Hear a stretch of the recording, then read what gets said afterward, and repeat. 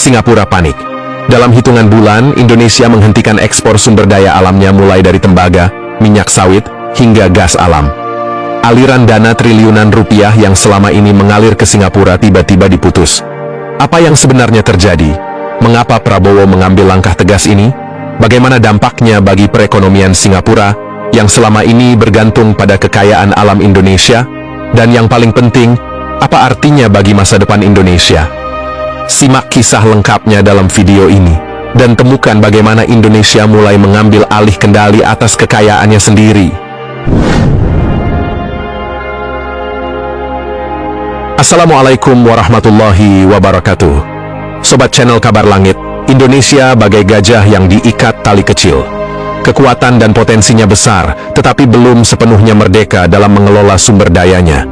Selama ratusan tahun, kekayaan alam Indonesia yang melimpah, mulai dari mineral, minyak, gas, hingga hasil perkebunan, telah dieksploitasi. Namun, ironisnya, negeri ini justru menjadi feeder bagi negara-negara lain. Data terbaru dari Pusat Pelaporan dan Analisis Transaksi Keuangan PPATK pada tahun 2024 menunjukkan bahwa transfer dana dari Indonesia ke Singapura mencapai angka fantastis, yakni sebesar 4.806 triliun rupiah. Sementara itu, aliran dana ke Amerika Serikat tercatat sebesar 1.447 triliun rupiah dan ke China sebesar 931,8 triliun rupiah. Mengapa ini terjadi? Apakah karena ketidakmampuan sumber daya manusia kita? Jawabannya tidak sesederhana itu. Masalah ini jauh lebih kompleks. Di baliknya, ada warisan budaya dan mentalitas bangsa yang terlalu terbuka dan mudah percaya kepada pihak asing. Kebijakan-kebijakan yang kurang protektif dan pengawasan yang lemah dari para pemimpin sebelumnya telah membuat kekayaan Indonesia terus mengalir ke luar negeri. Namun, momentum perubahan kini telah tiba.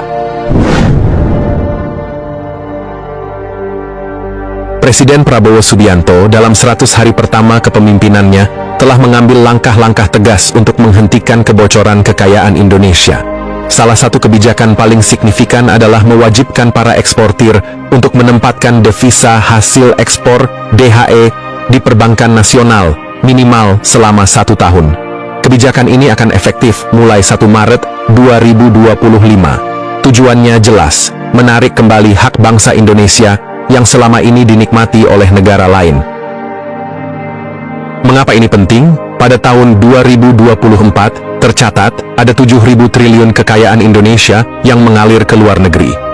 Angka ini mencengangkan dan menunjukkan betapa besar kerugian yang dialami oleh Indonesia.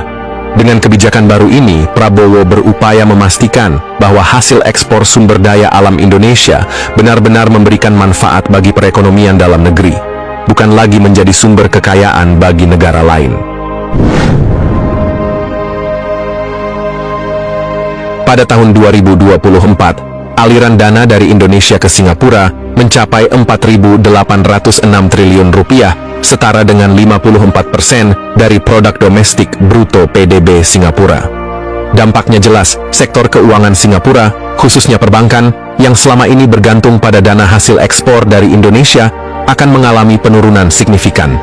Ini bukan hanya mengguncang stabilitas keuangan mereka, tetapi juga memberikan sinyal kuat bahwa Indonesia tidak mau lagi menjadi halaman belakang bagi negara manapun.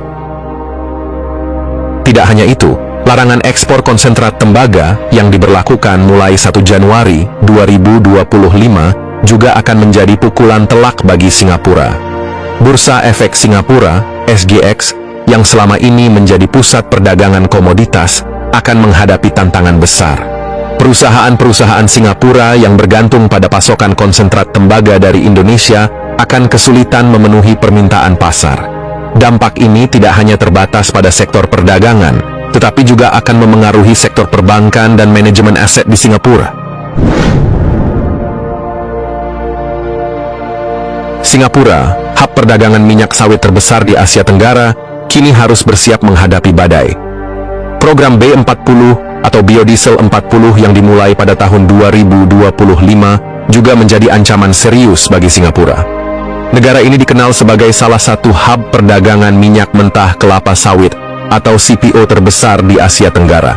Namun, Dengan Indonesia yang kini mengalokasikan lebih banyak minyak sawit untuk kebutuhan domestik, ekspor CPO ke Singapura dipastikan akan berkurang.